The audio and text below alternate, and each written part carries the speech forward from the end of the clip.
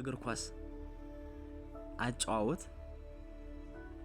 በጣም ሳቢና ማራኪ ነው። ማንም ሰው ከአርሰናል ተጫዋቾች እግር ስር ኳስ ነጥቆ ኳስን እንደፈለገ መቆጣጠር አይችልም፣ እድልም አይሰጠውም። አርሰናል በጣም ድንቅ የሆነ ማራኪ የሆነ አጫዋወት የሚጫወት ቡድን ነው።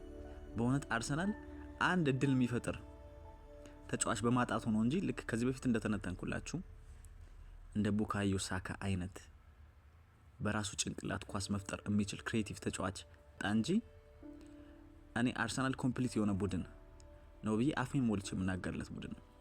የትኛውም ክለብ እንደሱ አይነት አዝናኝ ጨዋታ የሚጫወት ቡድን እኔ አይቼ አላቅም። በእኔ እይታ አንዳንድ ጊዜ እግር ኳስ ላይ ቻንስም ያስፈልጋል።